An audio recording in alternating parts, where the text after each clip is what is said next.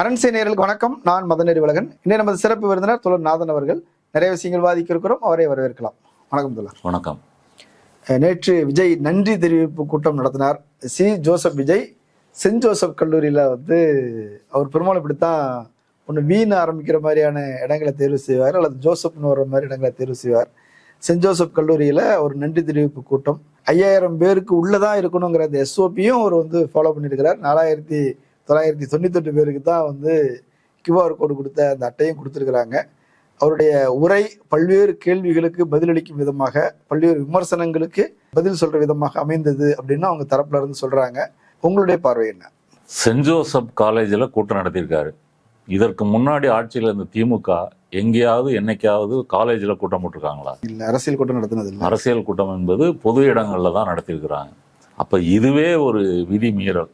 உங்கள் கையில் ஆட்சி வந்தது, எல்லாம் நம்ம இடம் தான் அப்படின்ற முறையில் நீங்கள் காமிச்சுக்கிறீங்க. ஒரு கல்லூரி வளாகத்தை அரசியல் பிரச்சாரத்துக்கு எப்படி பயன்படுத்த முடியும்? தலைமைச் செயலகத்திலேயே தலைமைச் செயலகமே கட்சி ஆபீஸா இருக்கு, கல்லூரி கட்சி பிரச்சாரத்துக்கு அரசியல் தலைமை கோட்டையே இன்னைக்கு டிவிக்கு ஆபீஸ் மாதிரி ஆயிருச்சு. ஆமா, பிற கட்சியில இருந்து ஆட்கள் எல்லாம் சேர்க்கறது அங்கதான் சேர்க்கறாங்க, துண்டு போட்டு.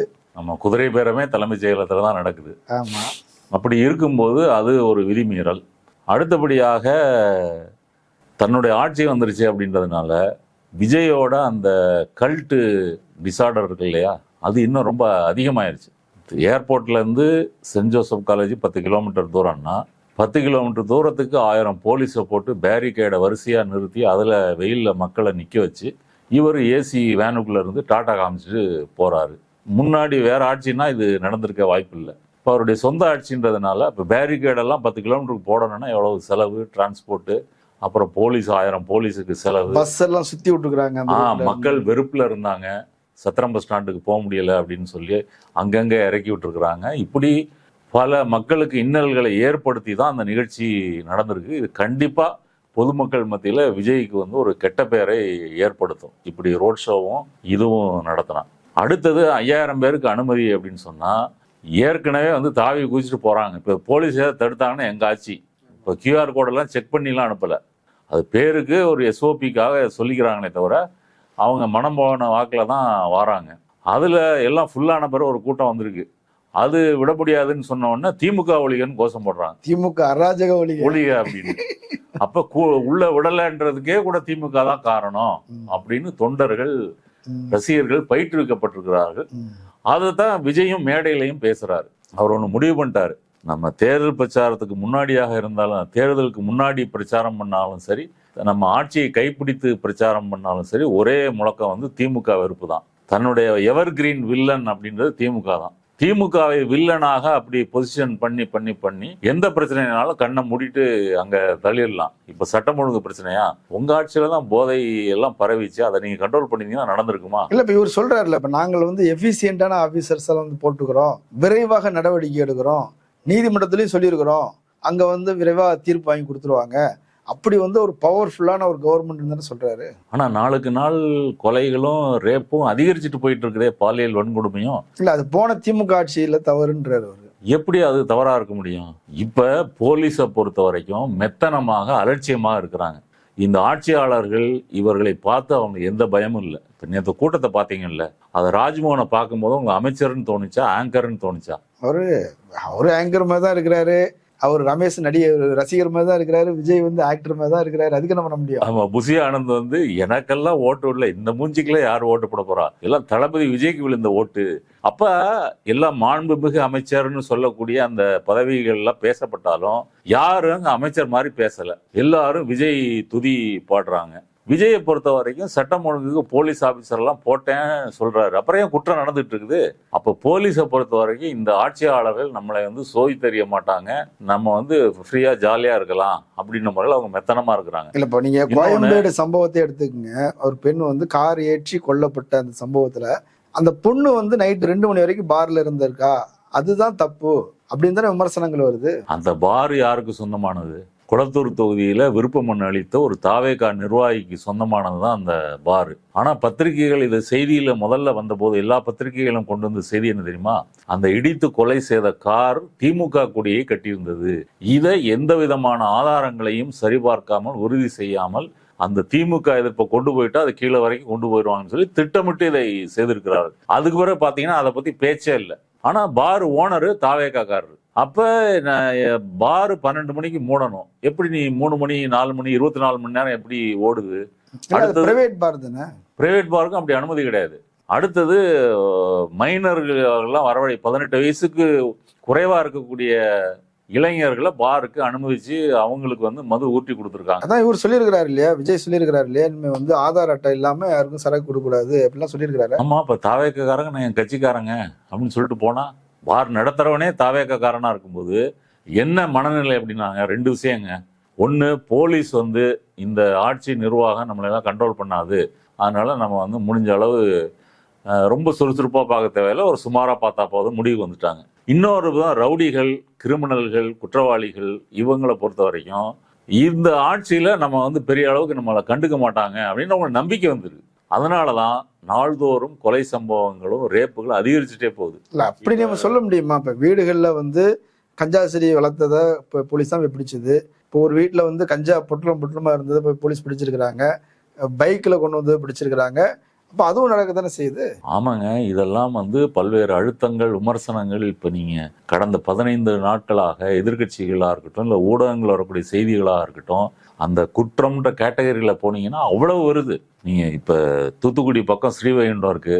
ஸ்ரீவைகுண்டத்துல 2 தாவேகா நிர்வாகிகள் வேலை வாங்கி தாரேன்னு ஒரு பொண்ணை கொண்டு போய் மயக்க மருந்து கொடுத்து கூட்டு பாலியல் வன்கொடுமை செஞ்சிருக்காங்க. இதுக்கு என்னன்னு சொல்றீங்க? அப்ப நம்ம ஆட்சி வந்துருச்சு, நம்ம என்ன வேணா செய்யலாம்ன்ற திமிரு தானே. இல்ல இப்ப சில இடங்கள்ல டிவிக்கு நிர்வாகிகள் சம்பந்தப்பட்டிருக்கிறாங்கிறதுனால மொத்தமா அப்படி அவங்க மேல சொல்ல இல்ல. நீங்க அதுக்கு முன்னாடி அப்படி திமுக நிர்வாகிகளோ அதிமுக நிர்வாகிகளோ அப்படி ஏதாவது செஞ்சதா செய்தி இருக்கா? அப்படி இல்லையே. அப்ப இது முதல் முறை இல்ல.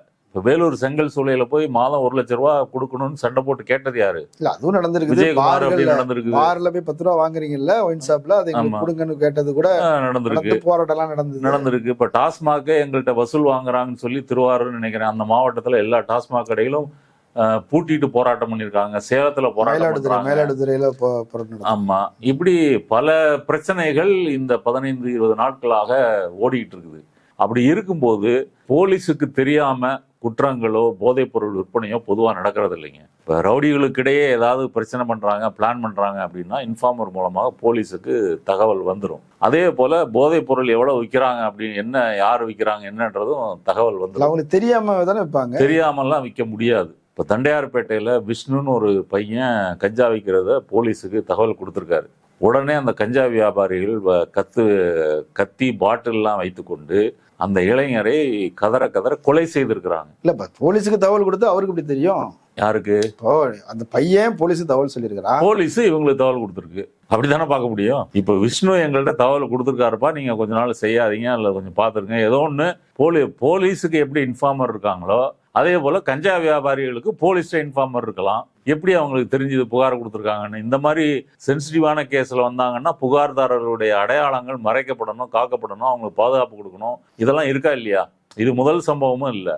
அப்படி அந்த பையனை அவர்கள் கொலை செய்திருக்கிறார்கள். அப்ப நீங்க எங்க திரும்பினீங்கனாலும் இந்த குற்ற சம்பவங்கள், கொலை சம்பவங்கள், பாலியல் வன்கொடுமைகள் அதிகரிச்சுட்டே போகுது. இப்ப கோவை சிறுமி அந்த கொலை வன்கொடுமை விவகாரத்தில் கூட காலதாமதமாகத்தான் விஜய் அறிக்கை வெளியிடுறாரு, உப்புக்கு சப்பா.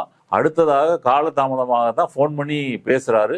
வேற வகையான கதைகளை வெளியே பரவ விட்டு, லீக் பண்ண விட்டு, அப்படி டேமேஜ் பண்ணி, கேரக்டர் அசாசினேஷன் பண்ணி அப்படி செய்யறாங்க. அப்ப நான் என்ன சொல்ல வரேன், 2 தரப்புலையும், கிரிமினல் தரப்பும் சரி, போலீஸ் தரப்பும் சரி, இந்த ஆட்சியை பற்றி அவர்கள் கவலைப்படவில்லை, இந்த ஆட்சியாளர்களை பற்றி கவலைப்படலை. அதனாலதான் விஜய் என்ன சொல்றாரு, இந்த சம்பவங்களை நம்மளால தடுக்க முடியல, அதனால அவரு 6 மாசம் டைம் கேட்டாங்களும் 6 நாள்ல புலம்புறாங்க, இதுக்கு திமுக தான் காரணம்னு ஒரேடியா சொல்லிட்டாரு. அதாவது போன ஆட்சியில போதைப் பொருள் விற்பவர்களை கட்டுப்படுத்தி நடவடிக்கை எடுத்திருந்தால் இன்னைக்கு இது வந்திருக்காது இல்ல. அப்போ உங்க ஆட்சியினுடைய தொடர்ச்சியாக தான் இந்த குற்றங்கள் நடக்குதுன்னு ஒரேடியா போட்டாரு.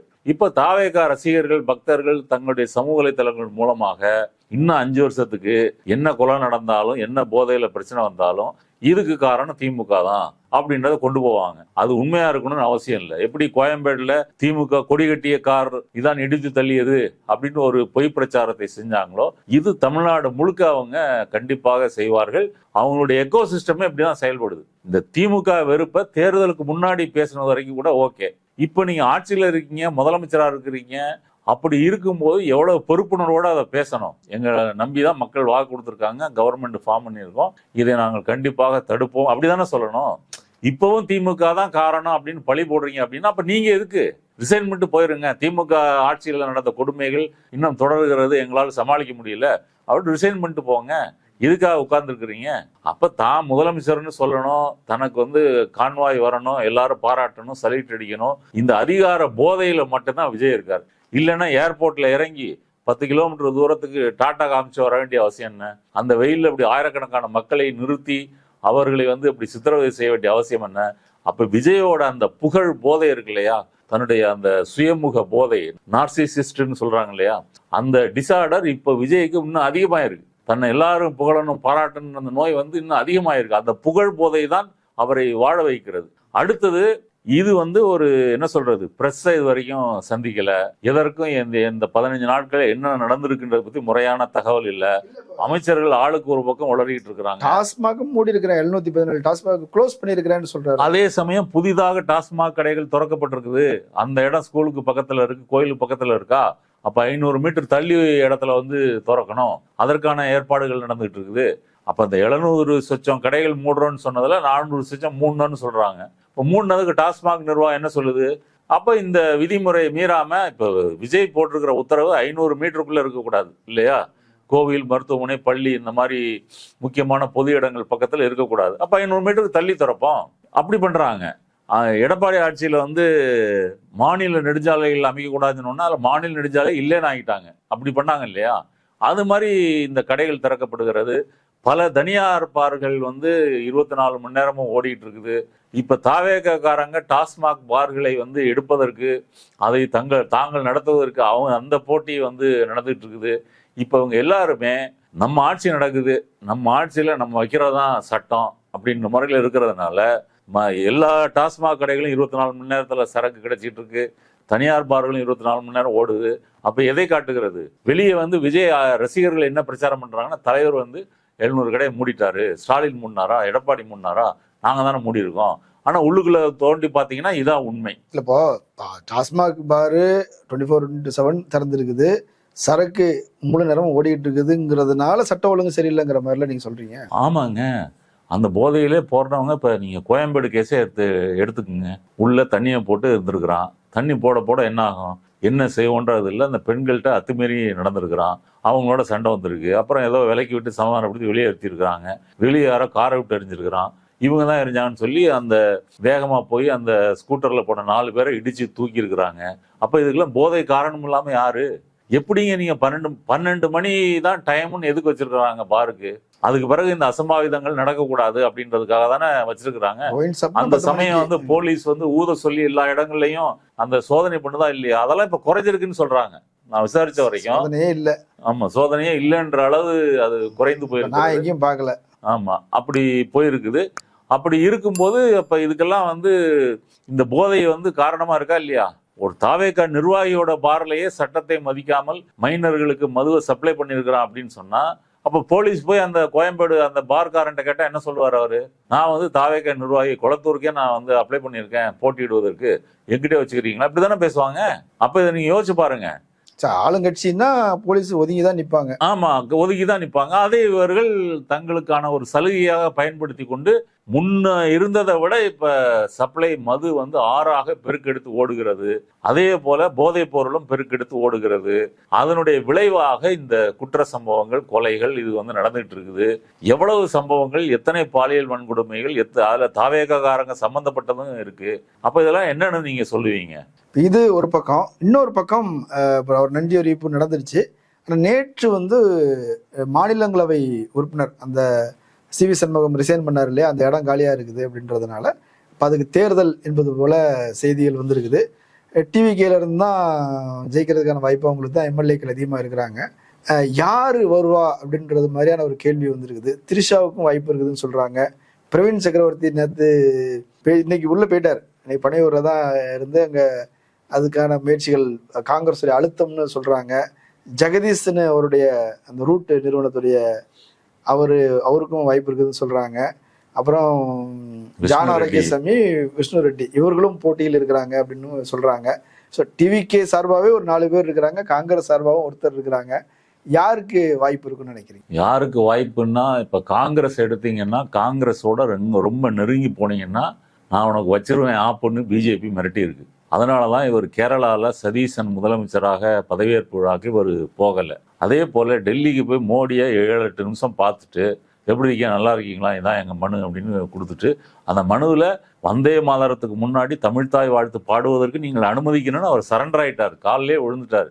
இது முன்னாடி இருந்த ஆட்சியில சட்டசபையில நாங்க தமிழ்தாய் வாழ்த்து தான் போடுவோம், தேசிய கீதம் முடிக்கும் போது தான் போடுவோம்னு சொல்லி கவர்னரை வெளியேற்றணும், வெளிநடப்பு செய்ய வச்சோம்.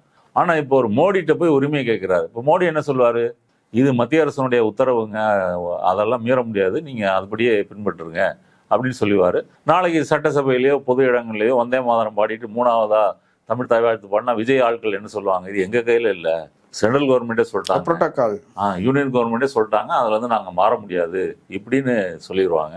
அப்படி பிஜேபிக்கு பயந்து இருக்கக்கூடிய ஒருவர்.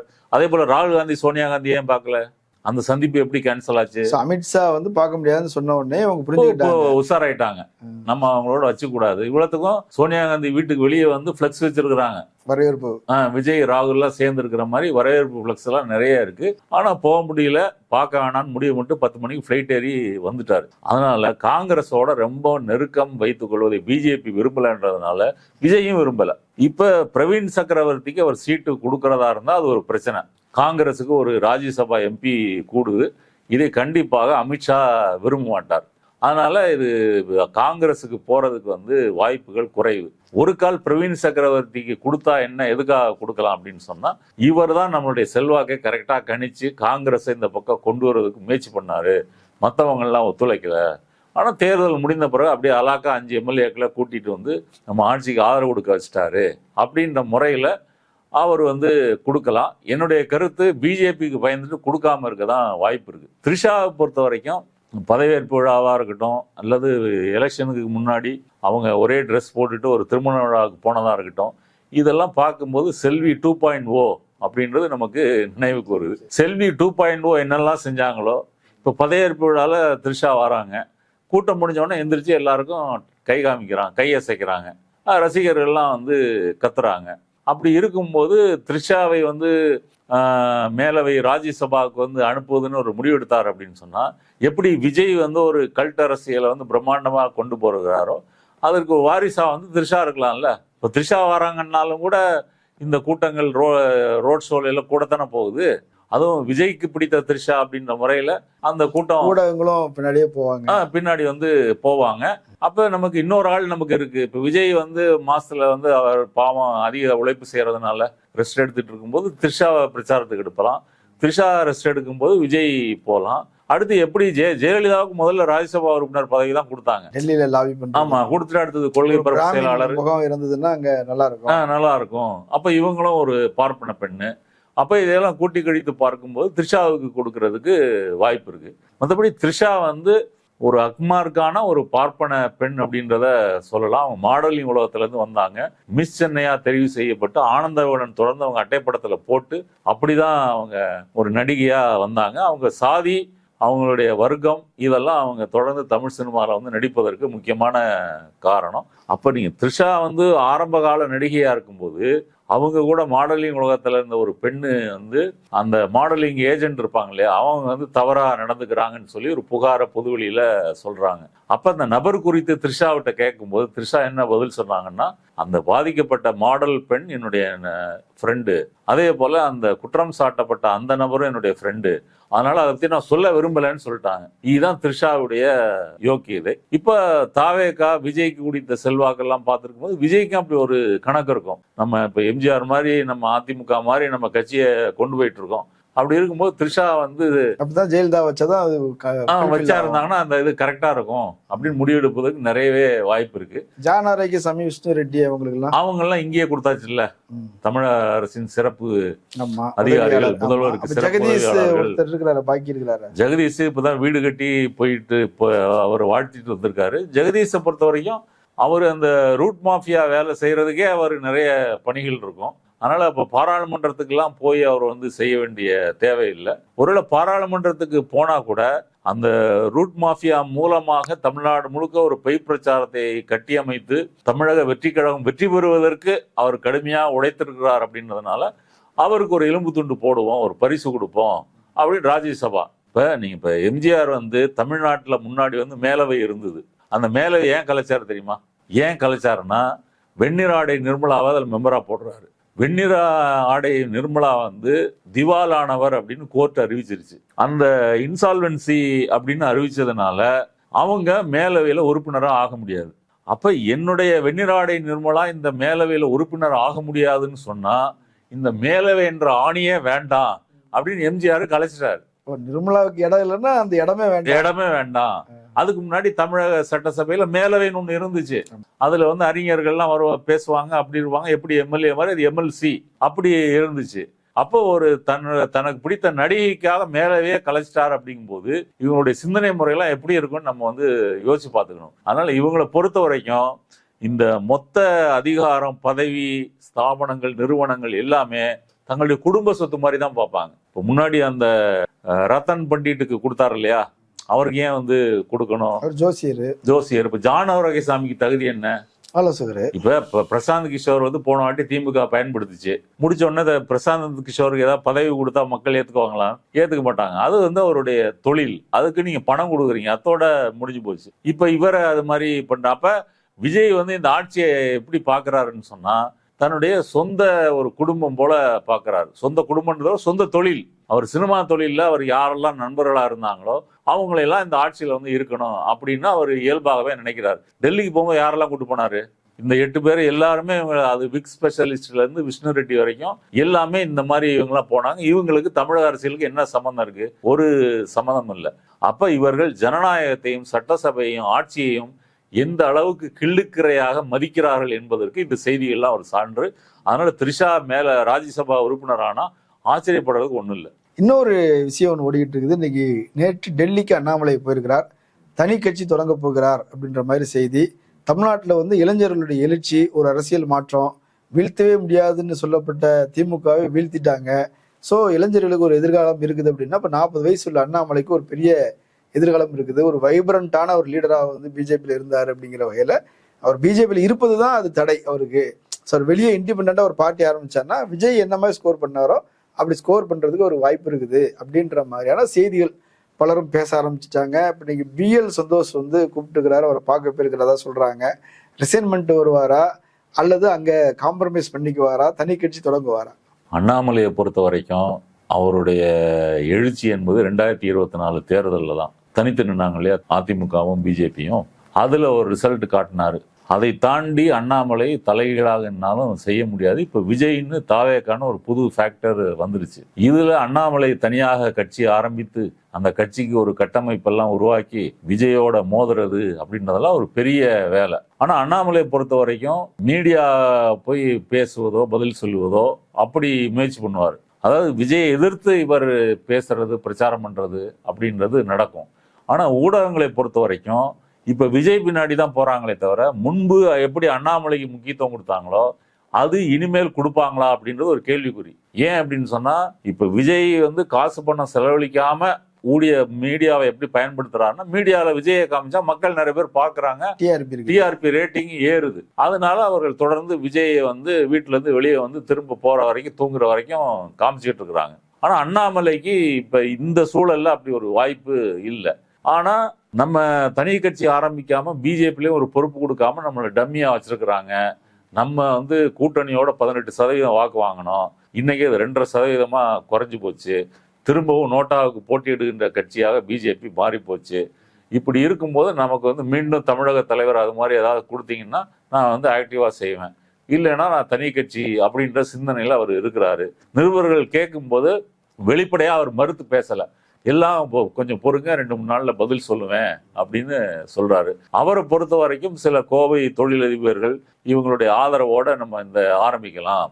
ரெண்டாவது, பிஜேபியில இருக்கிறவங்க இப்படி தனி கட்சி ஆரம்பிக்கிறது புதுசு இல்ல. உத்தரப்பிரதேசத்துல கல்யாண் சிங் பாபர் மசூதி இடிப்பின் போது முதலமைச்சரா இருந்தார் இல்லையா, அவர் பின்னாடி ஒரு தனி கட்சி ஆரம்பிச்சு அப்புறம் கொண்டு போய் சேர்த்துட்டாரு. உமாபாரதி ஆரம்பிச்சு அது மாதிரி சேர்த்திருக்காங்க. கர்நாடகால எடியூரப்பா அது மாதிரி செஞ்சிருக்காரு. அதனால இப்ப இந்துத்துவ கொள்கைகளை பேசி கொண்டிருக்கின்ற அண்ணாமலை விஜயை ஜோசப் விஜய் அப்படின்னு ஒரு கிறிஸ்தவ முத்திரை குத்தி விட்டு அவரு கிறிஸ்தவ சிறுபான்மை மக்களுக்காக இருக்கிறார் அப்படின்னு பெரும்பான்மை இந்துக்களை திரட்டக்கூடிய ஒரு தலைவனா தான் உருவெடுக்க முடியுமா அப்படின்னு ஒரு உத்தியை அண்ணாமலை வகுக்கலாம். சிவசேனா மாதிரி அப்படி வகுக்கலாம். அது பிஜேபி கொள்கையிலே ஒரு தமிழ் பிஜேபின்னு வச்சுங்களேன். தமிழ் பிஜேபி, தமிழ் RSS, ஒரு தமிழ் பிளேவர் கலந்த ஒரு கட்சியாக அதை வைத்துக் கொண்டால் அப்படி ஒரு போட்டி நடத்தி நம்ம இந்துக்களை அணிதிரட்ட முடியும் அப்படின்னு அண்ணாமலை நினைக்கலாம். இல்ல இன்னொன்னு இருக்கு, இல்ல ஏடிஎம்கே டவுன் ஆகிட்டு போயிட்டு இருக்குது. கொங்கு பெல்ட்ல அவங்களுக்கு ஒரு பெரிய வீழ்ச்சி இருக்குது. ஸோ தன்னுடைய கொங்கு பெல்ட் செல்வாக்கு உயர்த்துவதற்கு இதை பயன்படுத்திக்கலாங்கிற ஒரு கணக்கு கூட இருக்கலாம்ல. ஆமா, கண்டிப்பா இருக்கு. இப்ப கொங்கு பெல்ட்லயும் தாவேகா தான் அதிகமா கணிசமான இடங்களை வெற்றி பெற்று இருக்குது. இப்ப விஜயை பொறுத்தவரைக்கும் நேற்றைய கூட்டத்துல திரும்பவும் தாவேகாவும் திமுகவுக்கு தான் போட்டி அப்படின்றத சொல்லிட்டாரு. அப்படி இருக்கும்போது கேம்ல இல்ல மத்தவங்க எல்லாம் இல்ல, மற்றபடி முயற்சி பண்ணீங்கன்னா அதுக்கப்புறம் நிர்வாகம் பொறுப்பு இல்லை அப்படின்னு அது என்ன தூர்த்து போன சக்தி அப்படின்னு ஸ்கிரிப்டை பார்த்துட்டு சொல்றாரு இல்லையா, அந்த வார்த்தை வாயில வரல அப்படின்னு. அப்படி இருக்கும்போது இவங்க எல்லாம் என்ன செய்ய முடியும்? அண்ணாமலையை பொறுத்த வரைக்கும் நம்ம IPS முடிச்சுட்டு வந்தோம், தலைவரானோம், ஒரு ரிசல்ட் காட்டினோம், மீடியாவில் பேசு பொருளானோம், DMK ஃபைல்ஸ் எல்லாம் வெளியிட்டோம், தனிச்சு நின்று இப்படி ஓட் ஷேரையும் காமிச்சிருக்கிறோம். இப்போ நீங்க கூட சேர்ந்து என்ன காமிச்சிட்டீங்க? விஜய் ஜெயிச்சாரு அப்படின்ற முறையில் அவர் பிஜேபிட்ட பேரம் பேசலாம். பிஜேபியை பொறுத்தவரை இவர் தனி கட்சியை ஆரம்பிச்சால் நல்லதா இல்ல பிஜேபியிலே சேர்ந்தா நல்லதா, ரெண்டையும் யோசிச்சு முடிவு பண்ணுவாங்க. ஏன் அப்படின்னு சொன்னா, ரஜினிகாந்த் கட்சி ஆரம்பிக்கும் போது பிஜேபி அது தன்னுடைய கட்சியாக நினைத்தது. அர்ஜுனமூர்த்தி, அந்த அர்ஜுனமூர்த்தி பிஜேபியில ரிசைன் பண்ணிட்டு நேராக ரஜினி கட்சி வேலைகள் செய்வதற்காக போய் சேர்றாரு. அப்ப பிஜேபியை ஆளை அனுப்புகிறது. ஒரு கால் ரஜினியை அப்படி ஆரம்பித்திருந்தால் ரஜினி மூலமாக திராவிட இயக்கத்தை ஒழிக்கிற வேலையை அப்படி செஞ்சிருக்கலாம். மாரிதாஸ் உள்ளிட்டவர்கள், குருமூர்த்தி எல்லாருமே அதை ஆதரிச்சு கடுமையா பிரச்சாரம் பண்ணாங்கல்ல. நம்மளையே ரஜினி கட்சிக்காக ரிசைன் பண்ணாங்க. அப்படி அவர் முதலமைச்சர் வேட்பாளர் இப்படி எல்லாம் பிளான் பண்ணாங்க. அது இப்ப நீ ரஜினி முடியாதுன்னு சொல்லிட்டு போனது இவங்களுக்கு எல்லாம் பெரிய ஏமாற்றம் ஆயிடுச்சு. அதனால பிஜேபி, அமித்ஷா என்ன நினைக்கிறாங்க, இவர் தனி கட்சி ஆரம்பிச்சா நல்லதா இல்ல பிஜேபியிலே பொறுப்பு கொடுத்து செய்யறதா அப்படின்னு கலந்து பேசி முடிவு பண்ணுவாங்க. அப்படி இருந்தால் அண்ணாமலை விஜயை வீழ்த்துவதற்கு இந்த கிறிஸ்டின் வர்சஸ் ஹிந்து அப்படின்னு ஒன்று முயற்சி பண்றதுக்கு அவர் ட்ரை பண்ணுவாரு. அதில் நான் ரிசல்ட் காட்டுறேன்னு அவர் வாக்குறுதி கொடுத்துட்டு வருவாரு. ஆனால் அது எடுபடாது. என்ன இருந்தாலும் தமிழ்நாட்டில் நீங்க அப்படி பேசிலாம் நீங்க இந்துக்களை எல்லாம் திரட்டிட முடியாது. அப்படிப்பட்ட அரசியல் ஒரு பின்தங்கிய நிலைமையும் இங்க இல்லை. இப்போ நீங்க இப்போ விஜய் கூட ஒரு மேலோட்டமாக ஒரு திராவிட இயக்க கொள்கையை பெரியார் எல்லாம் அப்படி பேசுவதற்கு என்ன காரணம்? அதுக்கு இங்கே ஒரு ஈர்ப்பு இருக்குன்றது பேரளவுக்காவது நீங்க சேர்த்துக்கொள்ள வேண்டிய அவசியம் இருக்குது. ஆனால் பிஜேபியை எதிர்த்து நான் எதுவும் செய்ய மாட்டேன்னு விஜய் இருக்கிறதுனால விஜயையும் பிஜேபி எதிராக பார்க்காது. விஜயை வைத்துக்கொண்டு நம்ம திமுகவை ஒழிக்க முடியுமா அப்படின்றதையும் யோசிப்பாங்க. இப்ப பாருங்க, திருவள்ளுவருக்கு காவி உடை போட்டதை பற்றி ஏதாவது விஜயோ இல்ல டிவிகே கட்சிக்காரங்களோ ஏதோ பேசியிருக்காங்களா? அருண்ராஜ் மட்டும் பேசியிருக்கிறாரு. விஜய் அதை பத்தி வாயை திறக்கல. திருப்பரங்குன்றம் ஆவணப்படம் புதுக்கோட்டையில திரையிடுவதை போலீஸ் மறுத்திருக்கிறது. கேட்டா மேலிடத்துல இருந்து அழுத்தம் அப்படின்னு சொல்றான். யார் அந்த மேலிடம்? முதலமைச்சர் தான். ஆமா. அப்ப இந்த மாதிரி படங்கள்லாம் நமக்கு போகணும். அதை பிஜேபியை பகைத்து கொள்ள வேண்டாம் அப்படின்னு முடிவுக்கு வந்துட்டாங்க. டெல்லிக்கு போனா அமித்ஷா பார்க்கல, அதனால ராகுல் காந்தி சோனியா காந்தியை பார்க்கல. கேரள முதலமைச்சர் பதவியேற்பு விழாவுக்கும் இவர் போகல. அப்ப இதன் மூலமாக பிஜேபியை நான் எதிர்க்கல, உங்களோட ஒரு நட்போட தான் இருக்கிறேன் அப்படின்றத இவர் காமிச்சுக்கிறாரு. ஜெகன்மோகன் ரெட்டி மாதிரி, நவீன் பட்நாயக் மாதிரி அவங்க உள்ளூர்ல செல்வாக்கோட ஆட்சி பண்ணிட்டு இருந்தாங்க. மத்தியில பாராளுமன்றத்துல பிஜேபி ஆதரிச்சு வாக்களிச்சுக்கிட்டு இருந்தாங்க. அதனால அவங்களுடைய சொந்த செல்வாக்கை இழக்க வேண்டிய நிலைமை வந்தது. விஜயை பொறுத்த வரைக்கும் அவர் பிஜேபியை எதிர்க்க மாட்டார் அப்படின்றதுனால அண்ணாமலை தனி கட்சி ஆரம்பிச்சாலும் அது பிஜேபி எப்படி அதை ஆதாயம் அடைய முடியும்னு பார்க்கும். இல்லை விஜயை வைத்துக் கொண்டே செய்யறதுனால அதுவும் அவங்களுக்கு ஆதாயம் தான். நிறைய முக்கியமான விஷயங்களை பேசியிருக்கிறோம். மக்கள் அதை பரிசீலிக்கட்டும். கலந்து கொண்ட கருத்துக்களை பகிர்ந்தமைக்கு நன்றி. நன்றி. நேரில் மற்றொரு விருந்தினோடு மீண்டும் சந்திக்கலாம். நன்றி.